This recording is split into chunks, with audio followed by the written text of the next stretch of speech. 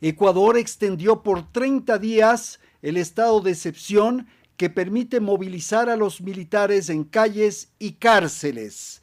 Este es un tema de interés porque en este decreto está también previsto, como se sabe, el toque de queda en algunas ciudades, en algunos lugares del país. Está con nosotros la profesora Lorena Piedra. Ella es analista de temas de seguridad. Le hemos pedido a Lorena que nos permita conversar unos minutos para conocer su apreciación respecto a esto que acabamos de señalar. Se extiende por 30 días más el estado de excepción. Lorena, bienvenida. Gracias por estar con nosotros. Al parecer, todavía falta cumplir una serie de tareas. Se ha logrado reducir un 45% los hechos de violencia o las muertes violentas, más bien dicho, pero hay todavía que trabajar. ¿Cuál es su apreciación respecto a esta decisión gubernamental? Buenas tardes, le escuchamos. Buenas tardes, Andrés, y te agradezco mucho la invitación. Un saludo cariñoso a tu audiencia. Bueno, no quedaba de otra extender el tema del estado de excepción. Le brinda un colchón de tiempo, específicamente a la Policía Nacional, a la unidad de inteligencia policial. Estamos hablando de las unidades que están dentro de la DGI, de inteligencia táctica, las unidades que están ligadas al trabajo de policía judicial, porque básicamente las labores de inteligencia que permiten generar prevención del delito son las que se encuentran a cargo de la Policía Nacional. Y básicamente estas áreas son las que desde hace rato ya detectamos que debían ser fortalecidas. Por otro lado, es asimismo la Policía Nacional la que debe fortalecer su presencia, ¿no es cierto?, en las calles y de la mano de los agentes de seguridad municipal, que son los que deben complementar las acciones de la Policía Nacional. Yo considero que si es que no existe ya un plan, ¿no es cierto?, de qué va a pasar terminada esta extensión del plazo, el tiempo es suficiente como para crearlo y tener todo a punto para el momento en el que efectivamente las Fuerzas Armadas deban salir de las calles y no tengan una libertad, ¿no es cierto?, que le generaba este decreto de excepción. Por otro lado, el tema de las cárceles, eso sí es mucho más complejo.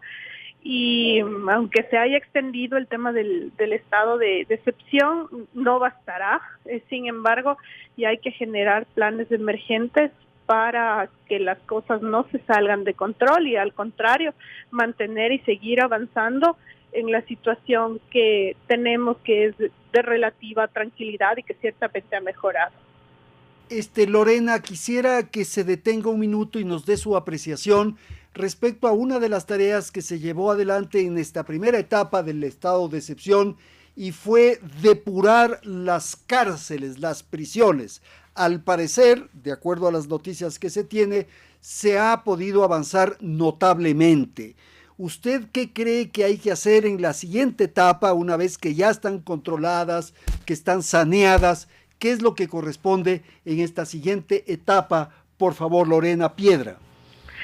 Andrés, vamos a necesitar justamente implementar un plan de transición. ¿Por qué?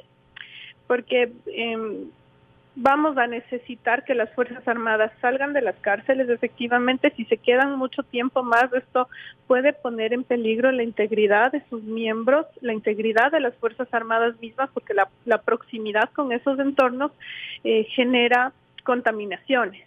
Y esto ya ha pasado en la Policía Nacional precisamente por su cercanía con personas privadas de la libertad, que por las circunstancias excepcionales que vivimos se ha intensificado. Entonces, ya debería tener la SNAI, ¿no es cierto?, un grupo de guías penitenciarios que hayan pasado pruebas de confianza, que se sepa que son probos, para ponerlos a cargo de las áreas críticas. Si bien se ha tomado el control y se ha pacificado algunos centros de privación de libertad, esto no es total. ¿Por qué?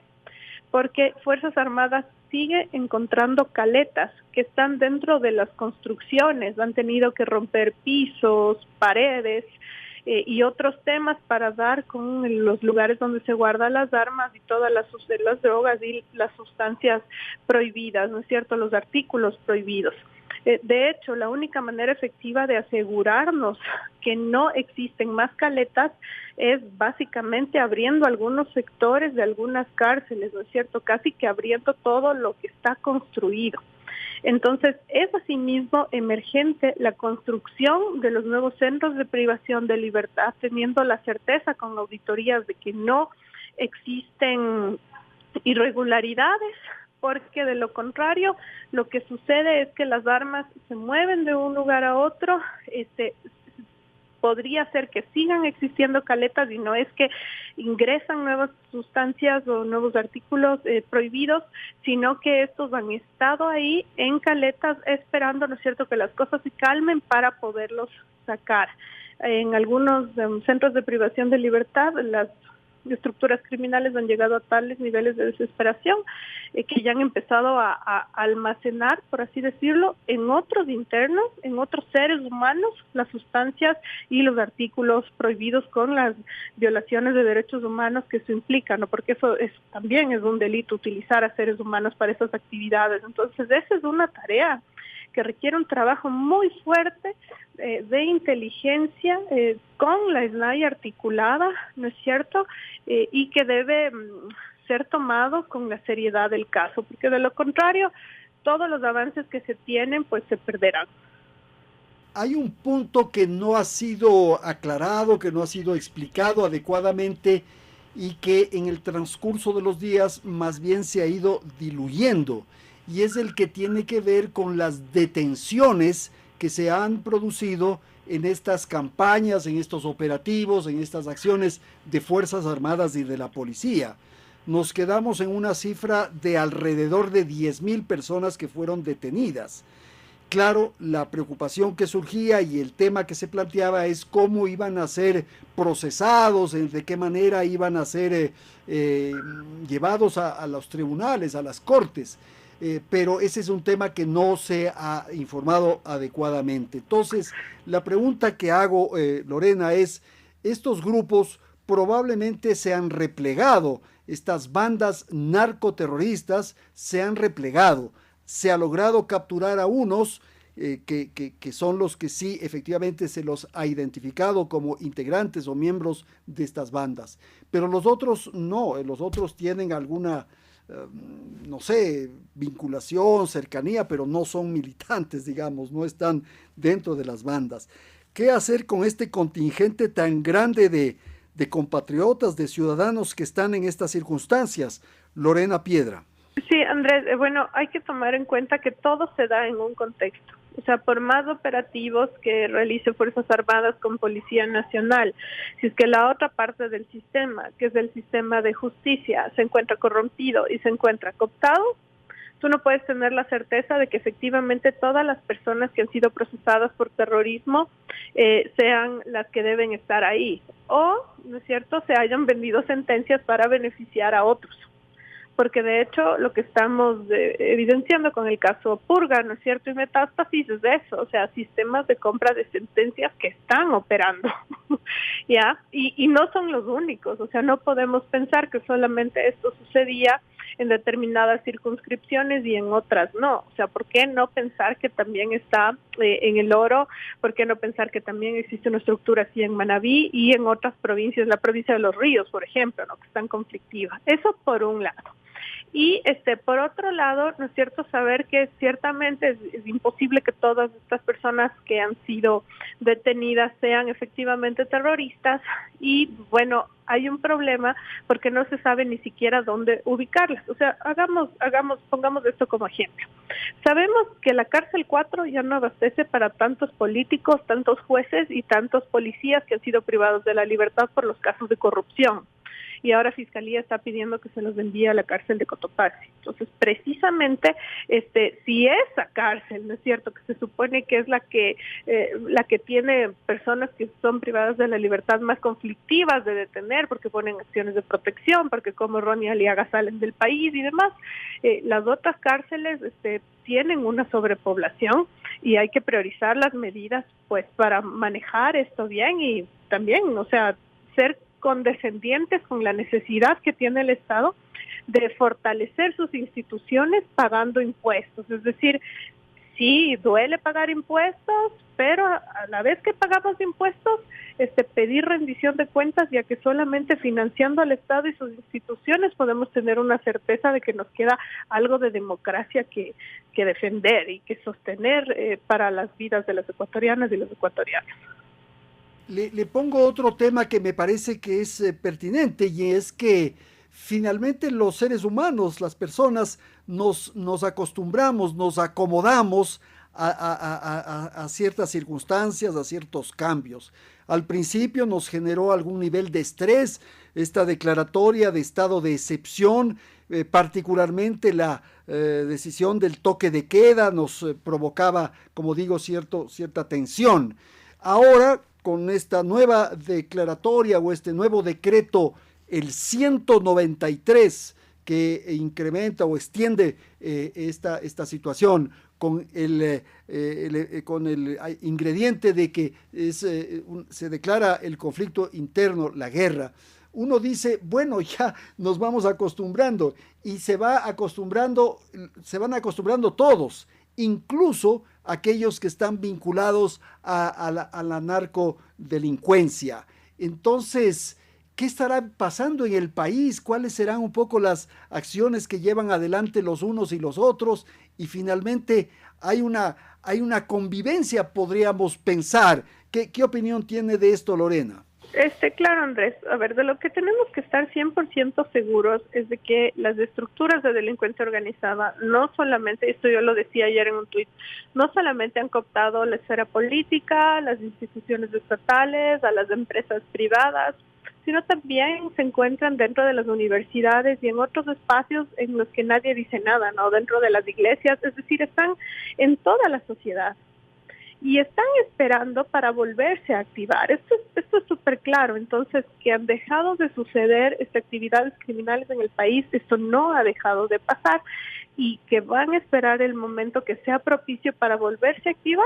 Esto es absolutamente seguro, ¿no es cierto? Incluso habría que plantearse el escenario de que estructuras criminales que tradicionalmente tienen bandos opuestos estén actuando juntas como para poder salir adelante en respuesta, ¿no es cierto?, de lo que está pasando en el Estado. Entonces, esto es un hecho bastante clave. Por otro lado, alargar los estados de excepción o vivir en un estado en que hemos vivido, ¿no es cierto?, de lo que hemos venido hablando los últimos 2 años contigo, de que en cada momento se declara un estado de excepción y no pasa nada, y no pasa nada, y no pasa nada. Esto sucede porque lo que hace una ciudad más segura, lo que hace las calles más seguras es la presencia de las ciudadanas y los ciudadanos, la reactivación del tejido social, de las actividades económicas. Entonces, el tema de que estemos guardados en las casas durante las noches, las madrugadas, de que ya, yo voy a hablar por Quito, ¿no es cierto? Es una suerte de ciudad fantasma. En algunos sectores, a partir de las 5 de la tarde, todo está cerrado. Eso es seguir cediendo el espacio pues a la ilegalidad y a las estructuras de delincuencia organizada y a todo lo ilícito, ¿no es cierto? Y guardar a las ciudadanas y a los ciudadanos en las casas sin parques para jugar y demás. Esa no es la solución. Entonces, por eso yo sí digo, la gran salida es financiar al Estado, sí, pagando más impuestos, porque de algún lado tiene que salir el dinero, pero al mismo tiempo pedirle al Estado que haga un uso que no sea corrupto de los fondos y que invierta donde tiene que invertir y fortalezca las instituciones que debe fortalecer. No solamente están saliendo recursos o van a salir de los impuestos, ha llegado cantidades importantes de ayuda internacional que está comprometida con la Organización de Estados Americanos, la Organización Internacional de Migraciones, la Unión Europea, algunas embajadas que están activando acciones concretas en el territorio ecuatoriano, porque al fin es una amenaza mundial, ¿no es cierto? Y a nadie le conviene que el Ecuador siga siendo en esto que se ha convertido un territorio que expulsa personas en situación de movilidad humana y que genera también problemas, ¿no es cierto?, en otros países del mundo. Entonces esto lo tenemos que tener súper claro y la responsabilidad que tienen las autoridades es bastante grande porque una vez más digo lo mismo, no podemos seguir improvisando y hay que tomarse ya las cosas en serio. Y claro, parecería que estas bandas que de alguna manera han sido afectadas, digamos, por Fuerzas Armadas y Policía, como dije, se han replegado, pero están ahí, están ahí, no han sido eliminadas ni tomadas ni nada, están ahí. A tal punto que se sigue teniendo información de embarques de droga que ha sido incautada. Ahora mismo vi una noticia que publicaba la prensa de que en un tanquero de leche se habría estado trasladando, se habría estado movilizando droga. Y hemos visto también una serie de operativos que se han hecho para justamente capturar y decomisar droga. De modo que daría la sensación, no sé cuánto de esto pueda ser así, de que están trabajando. Esto del tanquero ocurrió en Imbabura, en la provincia de Imbabura. Era un tanquero de leche que almacenaba casi media tonelada de cocaína. Parecería que siguen operando. Lorena, por favor. Sí, bueno, esto va a suceder y Andrés, y ya tenemos que salir un poquito de las consideraciones más de tipo táctico, es decir, sí, ya metieron la droga en el tanquero de leche y demás, pero estas estructuras criminales son de amplio espectro y de gran alcance y ya penetraron la esfera política. Si quieren volver a operar, yo te soy sincera, ¿qué espacio van a buscar ahora? Es la presidencia de la República en las elecciones que están a la vuelta, para asegurarse, como en México, financiando la campaña política del nuevo presidente y así tener paz y que les dejen operar, ¿no? Entonces hay que ver ya las cosas así, ¿no? Y llamar las cosas por el nombre.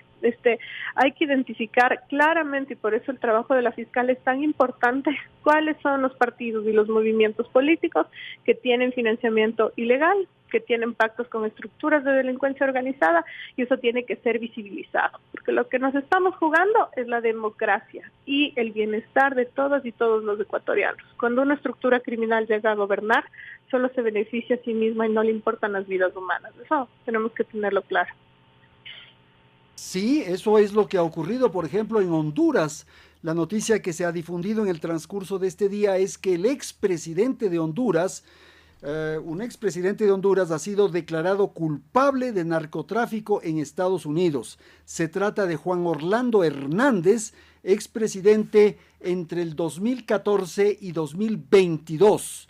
Se convertirá en el mandatario latinoamericano de mayor rango condenado por narcotráfico en los últimos 30 años. De modo que esta posibilidad que manifiesta, que señala Lorena, está presente, o sea, es un hecho que hay que estar atentos. Ahí, en torno a esto, Lorena, ¿usted cree que hay una estructura institucional en el país lo suficientemente sólida para enfrentar esto que podría ocurrir? ¿Qué sucede, con los partidos políticos? ¿Cómo ve usted el comportamiento del Consejo Nacional Electoral, de la UAF, en fin, para llevar adelante tareas en favor de que no se contamine la política con el narcotráfico, por favor? La capacidad que tiene el Consejo Nacional Electoral de controlar los orígenes de los fondos de las campañas políticas, yo te diría que llega a un 20%. No son capaces de controlar lo que pasa en la realidad en las campañas políticas, y la Organización de Estados Americanos ha realizado ya una serie de recomendaciones en las últimas elecciones de cómo mejorar, cómo se han llevado las cosas, porque con las acciones o omisiones del CNE se ha afectado directamente el derecho que tienen las ciudadanas y los ciudadanos ecuatorianos a elegir y a ser elegidos. Y esto dicen los informes de la OEA, no me lo estoy inventando, son informes que son públicos. Entonces, así como es clave, ¿no es cierto?, financiar y fortalecer la SNAI, la Policía Nacional y las Fuerzas Armadas, es clave un proceso de depuración en el Consejo Nacional Electoral, buscando personas que son serviles de estructuras de delincuencia organizada. Hemos estado operando en una lógica muy del gato y del ratón, en los dibujos animados, ¿no? Cuando veíamos al lobo persiguiendo a las ovejas, que marcaba tarjeta y luego se iba y se daba la mano con el perro y luego se despedía. A ese nivel de chiste hemos estado operando cuando nos fijamos en la cooptación de estructuras de delincuencia organizada en el sistema democrático. Ahora tenemos que abrir bien los ojos y hacer las cosas de la manera correcta. Lo contrario sería una negligencia muy grande, sería complicidad y corrupción. Finalmente, esta es la última consulta. ¿Usted tiene alguna esperanza, algún optimismo de que estos 30 días adicionales del estado de excepción permita resolver y terminar ciertos focos o ciertas áreas que son las más críticas? Primero, algunos barrios o algunos áreas de ciudades en distintos lugares del país, y el tema de las cárceles. ¿Se podrá lograr concretar aquello en estos próximos 30 días? Lo que me genera optimismo, Andrés, es un tema bastante concreto. Es que como estamos en una época preelectoral, todo el mundo quiere que las cosas salgan bien. Es decir, los alcaldes en ciudad no quieren problemas porque saben que se le están jugando para las presidenciales. El presidente de la República ha anunciado su intención de reelegirse, entonces él tampoco quiere que las cosas le salgan mal porque quiere reelegirse. Todos salimos perdiendo si las cosas le salen. Yo tengo esperanza, no necesariamente por los mejores motivos, pero es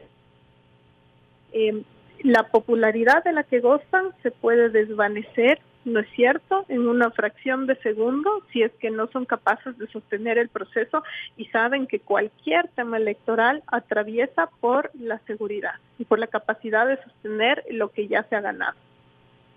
Coincido plenamente, ese es un factor que puede hacer que tomen conciencia, que sean más responsables, que tomen cuidados frente a los hechos que puedan suscitarse y las contaminaciones que se puedan presentar de estos elementos que ahora hemos tratado durante este diálogo. Ha sido Lorena Piedra, analista de temas de seguridad. Ecuador extiende por 30 días más el estado de excepción. Son las 17:46 ¿Y qué comprende extender este estado de excepción? El objetivo final del estado de excepción es garantizar el orden público, la paz social y la convivencia pacífica. En ese sentido, los actos de las Fuerzas Armadas y la Policía Nacional deben enmarcarse en el ordenamiento jurídico y en respeto a los derechos humanos. Asimismo, se establece que los servidores públicos serán responsables de cualquier abuso que hubieran cometido en el ejercicio de sus funciones. En tanto, la semaforización del toque de queda por cantones se mantiene sin cambios. Vamos a incorporar una información que dimos a conocer hace pocos instantes y que a esta hora está desarrollada. La Fiscalía General del Estado solicitó a la Corte Nacional que se fije fecha y hora para la vinculación de 13 personas más en el caso de delincuencia organizada denominado Metástasis, según informó la institución este viernes hace pocos instantes. En el listado divulgado por la Fiscalía se incluye el ex asambleísta del correísmo, Ronnie Aliaga, cuyo registro migratorio evidenció que salió del país semanas atrás con destino a Colombia y nunca regresó. Otra de las personas que será vinculada es Claudia Garzón, ex integrante de una comisión de pacificación para las cárceles en el 2022. Y quien habría tenido vínculos con el líder de los choneros, Adolfo Macías, alias Fito, que se fugó de la penitenciaría de la ciudad de Guayaquil. Además, se prevé incluir en el proceso a María Yanina Villagómez, fiscal de la provincia del Guayas. El pedido de la Fiscalía surge luego de que 18 personas fueron llamadas a rendir su declaración libre y voluntaria este viernes. Uno de ellos es el fundador del portal digital La Posta, Anderson Boscán, que no ha sido vinculado de acuerdo a la información que tenemos aquí sobre nuestra mesa de trabajo.